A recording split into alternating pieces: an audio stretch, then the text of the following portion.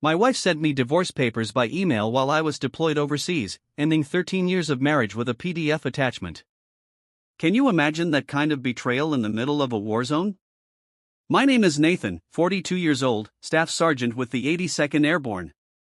I'd been in Kandahar for 4 months when Becky decided she was done waiting. The subject line read, "Let's be adults about this." The message? 3 sentences long. She'd filed the paperwork, emptied our joint account, and moved her new boyfriend, Jeremy, into our house in Spokane. I read the email twice, closed my laptop, took a shower in the communal stall, got dressed for my shift, said nothing to anyone. When I got back to my bunk that night, I replied with one word, understood. That was it. No argument, no begging, no threats. Wilson, my bunkmate, noticed something was off. "You good, man?" he asked, not looking up from his book. "Yeah," I said, "just some stuff back home." He nodded, and that was the end of it. Military guys know when to leave things alone. But here's the thing on Jake's Revenge, we don't just let things slide. Truth is, I wasn't surprised. 6 months before deployment, things had changed. Small things. Becky stopped asking about my day, started working late at the dental office where she answered phones, started going to the gym 3 times a week but never seemed to break a sweat. New clothes, new friends I never met, new passwords on her phone. I didn't confront her, didn't start checking her messages or following her around. That's not who I am. But I wasn't blind either. So, I made some quiet moves of my own. Nothing dramatic, just precautions. I secured important documents in a storage unit across town: birth certificate, marriage license, house deed with only my name on it, thanks to the VA loan, military benefits paperwork. I moved my grandfather's watch and my mom's old silver to the same unit, things that mattered. I also opened a separate account at a different bank, started diverting part of my pay there. Not enough that she'd notice, but enough that I wouldn't be starting from zero if things went south. Want to know what happened when I found out she wasn't just leaving me, but trying to take everything? Stick with Jake's Revenge to find out how I turned the tables.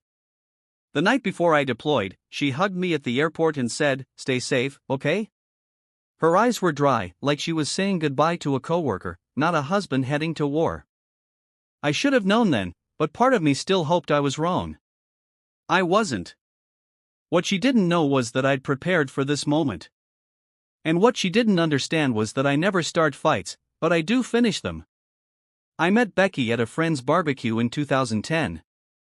I was home between tours, staying with my buddy Jason in Spokane. She was finishing nursing school but ended up working admin at a dental practice instead. "Less stress," she said. We were married 8 months later. Becky used to say she was proud of my service, though she never quite understood it. Her dad was a bank manager, her brother a pharmacist, no military in her family. She'd ask when I was going to get a real job, not realizing that after 15 years, the Army was my career, not just a job I was killing time at. We bought our house in 2014. Nothing fancy, but it was ours. 3 bedrooms, small yard, quiet neighborhood.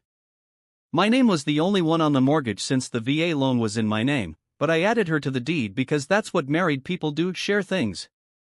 My dad died a year after we got married, heart attack while shoveling snow. My mom passed 3 years later, lung cancer, though she never smoked a day in her life.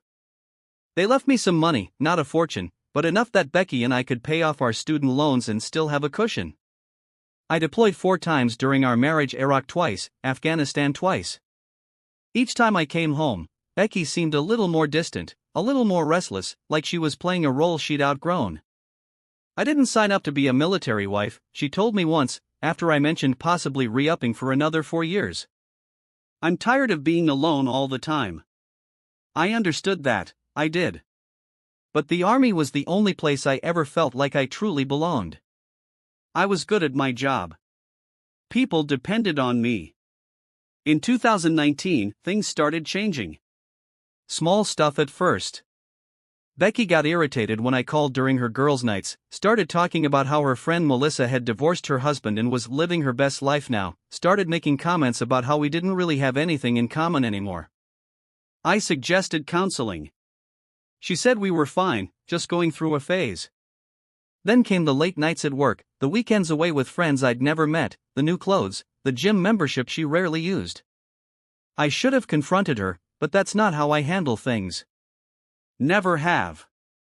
My dad taught me to think before I speak, to be sure before I act. So, I watched. And I prepared, quietly, because my gut was telling me something was coming. And in this life, you learn to trust your gut. 2 weeks after getting the divorce email, I was sitting in the mess hall when my phone buzzed. A notification from our bank app. Another withdrawal, $88,500, almost everything that was left. I set my fork down and opened the app. The joint account balance was down to $22.37. Our savings, $47,000 we'd built up over years, was gone, completely transferred to an account I didn't recognize. Murphy, one of the guys from my unit, glanced over. Bad news? I locked my phone. Nah, just some account stuff. That night, I called our bank from the base phone center. Turned out, Becky had been moving money for weeks, small amounts at first, then larger ones. The big transfers started the day after I deployed. I hung up and stood in the hallway for a long time, watching guys laughing, calling their kids, their wives, their parents, normal life happening all around me while mine was burning down. That's when Wilson found me. Heard from Alvarez that you look like you'd seen a ghost at dinner, he said. What's up? I don't usually share personal stuff, but Wilson had pulled me out of a bad situation in Kandahar once. I trusted him. My wife emptied our accounts and moved her boyfriend into our house, I said. Sent divorce papers while I was on patrol last week. Wilson didn't give me the usual I'm sorry or that's rough or you'll find someone better. He just asked, what's your plan? Not sure yet, I said. He nodded. Let me know if you need anything. That night, I couldn't sleep. I pulled out my laptop and logged into our home security system, something Becky probably forgot I could access remotely. The camera showed a strange truck in our driveway, a man I'd never seen before walking our dog, using my coffee mug, wearing my Seahawks sweatshirt. And there was Becky, laughing in the kitchen I'd renovated myself during my last leave. Something shifted inside me. Not anger, exactly. Something colder, clearer. I closed the laptop and pulled out my phone. Made a list, called James, Army buddy who became a lawyer. Check the VA loan terms. Contact Master Sergeant about emergency leave. Review home refinance documents, something Becky mentioned casually last year. Check the security on my military pension accounts. I didn't feel sad anymore. I didn't even feel angry. I felt focused, like I was planning a mission. This wasn't about emotion now. This was about strategy. At 0500, before my shift started, I sent an email to James with the subject line, "Need legal help, discreet and urgent." His reply came an hour later, "Call me, secure line only." When I hung up from that call, I knew exactly what I needed to do. I didn't need to yell. I didn't need to threaten. I didn't even need to confront her. I just needed to wait, and watch, and let her own actions become the trap. 2 months later, I was back on American soil. I didn't tell Becky I was coming home. Didn't call, didn't text. Just checked into a motel in downtown Spokane under a different name and contacted James. We met at a diner 10 miles outside of town. "You look like hell," he said, sliding into the booth. "Feel like it too," I replied. James handed me a folder. Everything we discussed. The house deed, loan documents, bank statements, and this. He pulled out a separate paper. "Found something interesting when I was digging into your finances." It was a refinance application with my signature on it, except it wasn't my signature. Not quite. Someone had tried to copy it, but missed details. The middle initial was wrong, and the stroke pattern wasn't mine. Becky did this? I asked, though I already knew the answer. James nodded. 3 months ago. Used the equity to pull out $330,000. Your signature is required for that since the VA loan is in your name only. Forge my signature, take out a loan against our house, then clear out our accounts and divorce me, I said. Busy woman. It gets better, James said. She listed her boyfriend as a co-applicant. He's got a record. 2 DUIs and a fraud charge from 2019. I took a deep breath. What are my options? Several, James said. But first, you need to decide what you want. I thought about it. I want what's legally mine. And I want her to understand consequences. James smiled. Then here's what we do. The next day, I drove past our house. Her boyfriend's truck was gone, but Becky's car was in the driveway. I parked down the street and watched for a while. Thought about knocking on the door, confronting her. But that wasn't the plan. Instead, I drove to the bank, met with the loan officer who had processed the refinance, showed him my military ID, showed him the real signature on my driver's license, showed him the forged documents. His face went pale. I'll need to report this immediately. I understand, I said. I've already filed a police report. That night, I got a text from Becky. Who have you been talking to at the bank? Jeremy said someone was asking questions. I didn't respond. The next day, I went to the county clerk's office, filed paperwork contesting the refinance due to fraud, registered formal notice that no changes to the property could be made without my presence. 2 days later, Becky called. I let it go to voicemail. Nathan, we need to talk. The bank called about the house. What are you doing? If this is about the divorce, we can discuss it like adults. Like adults. The same words from her email. I still didn't respond. James called that afternoon. They froze the refinance money. And there's more. Your wife's boyfriend has been driving your truck, right? The one in your name? Yeah. He got pulled over this morning, driving on a suspended license from those DUIs. They impounded the vehicle. Good, I said. He also had some interesting things in the truck. Prescription pads from the dental office where Becky works. They weren't blank. I closed my eyes. She's been stealing prescription pads? Looks that way. The police are investigating. I hung up and sat on the edge of the motel bed. This was getting bigger than I'd expected. Part of me wanted to call Becky, warn her old habits. But then I remembered the security camera footage. My house, my dog, my life, given away like it meant nothing. No, this was the path now. I couldn't turn back. And honestly, I didn't want to. I met with the bank fraud investigator the next morning. Name was Thompson, short guy with tired eyes and a coffee stain on his tie. This happens more often than you'd think, he said, spreading documents across his desk.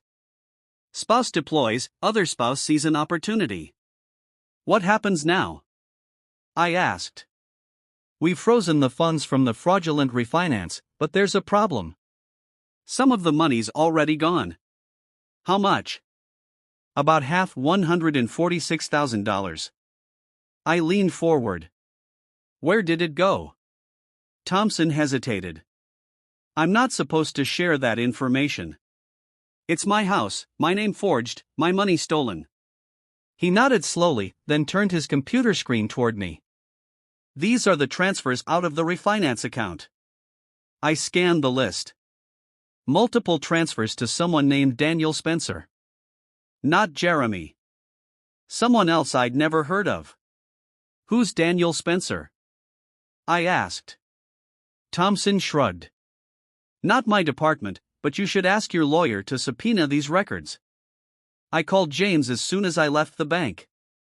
Daniel Spencer, he repeated. Let me run a check. An hour later, he called back. Got it. Daniel Spencer is a real estate agent, specializes in quick sales, cash deals.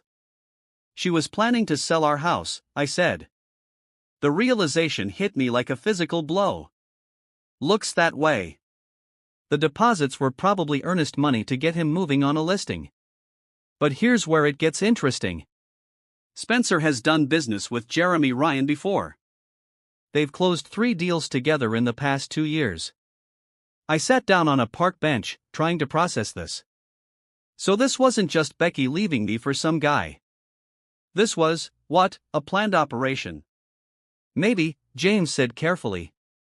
I did some digging into Jeremy Ryan. He has a pattern.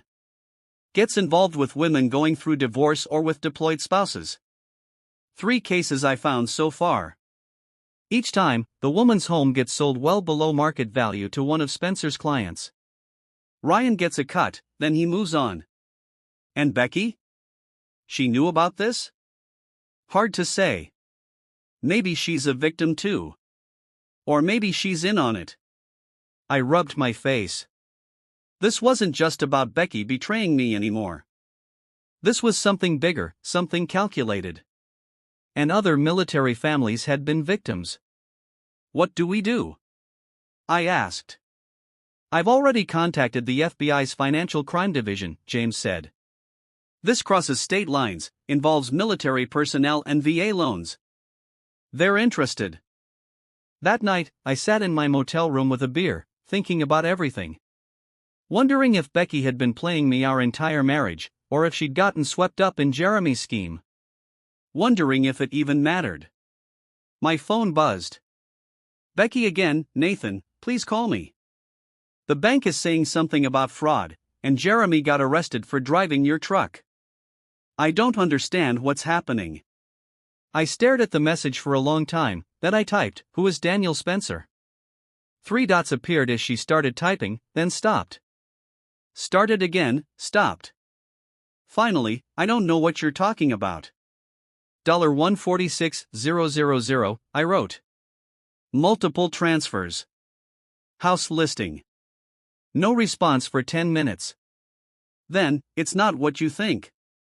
I turned off my phone and went to bed. The next morning, James called. FBI wants to meet. They've been investigating Ryan and Spencer for months. You're not the first, but you might be the case that breaks it open. For the first time since getting that divorce email, I felt something close to satisfaction. Not because my marriage was over, but because the truth was finally coming out. I met with the FBI agents at their field office in Spokane. Agent Patel and Agent Donovan. They recorded my statement, took copies of all the documents James and I had gathered. Your case helps establish a pattern, Agent Patel explained. Shows intent, organization. Makes it a conspiracy rather than isolated incidents. What about Becky? I asked. My wife. Ex-wife. The agents exchanged looks. We're still determining her level of involvement, Donovan said carefully. Did she ever mention financial difficulties? Pressure to sell the house? I thought back. She kept saying we were house poor, that we should downsize. I didn't see the need. Our mortgage payments were manageable on my salary. Patel made a note. When did that start? About 6 months ago. Around the time she must have met Jeremy. And the refinance? Donovan asked. Never discussed it with me. She forged my signature while I was deployed. They asked more questions, took more notes. When we finished, Patel handed me her card. We'll be in touch. In the meantime, don't confront your wife or Ryan. We need to build this case carefully. I nodded. Understood. That evening, I drove to our neighborhood again, parked down the street from our house. Jeremy's truck was back, must have gotten it out of impound. Becky's car was gone. My phone buzzed. Text from Becky, we need to talk in person. Meet me at Riverfront Park tomorrow. I showed the text to James over breakfast the next day. Don't go, he advised. Nothing good can come from talking to her right now. I won't, I said. But I want to know what she's doing today while she thinks I'm meeting her. We drove to our house at 9:30 a.m., parked across the street. At 9:45, Becky came out, got in her car, and drove away, heading toward Riverfront Park. Now what? James asked. Now we wait, I said. 20 minutes later, a car pulled up. Real estate agent logo on the door. Daniel Spencer. Jeremy came out to greet him. They talked in the driveway, then went inside. Should we follow them? James asked. I shook my head. No need. I installed security cameras last year. Interior and exterior. They upload to cloud storage. James smiled. You didn't mention that before. Never came up, I said, pulling out my phone. I opened the security app and angled the screen so James could see. Spencer and Jeremy were in our living room. Spencer was taking photos. Jeremy was pointing at features of the house. I turned up the volume. Should list by the end of the week, Spencer was saying. I've got a buyer interested already. Cash offer, as usual. How much? Jeremy asked. For 20, we listed 470, they offer 420, everybody's happy. What about the husband? Becky says he's causing trouble. Spencer waved dismissively. Military guys are all the same. They make noise, but they've got deployments, responsibilities. He'll take a settlement to make it go away. I turned to James. You getting this? He was already recording the feed on his phone. Every word. I forwarded the security feed access to Agent Patel with a short message, happening now. 30 minutes later, our house was surrounded by FBI vehicles. I watched from down the street as agents led Spencer and Jeremy out in handcuffs.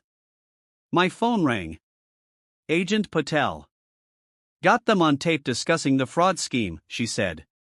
Plus conspiracy, wire fraud, and attempting to sell property under false pretenses. We're going to need a formal statement from you. Of course, I said. And Mr. Briggs, your wife just arrived at the scene. She's distressed. I looked down the street. Becky was standing on our lawn, hands over her mouth, watching as FBI agents carried boxes of documents from our house. What happens to her? I asked. That depends, Patel said, on what she knew and on what you want. I watched Becky for a long moment. 13 years of marriage.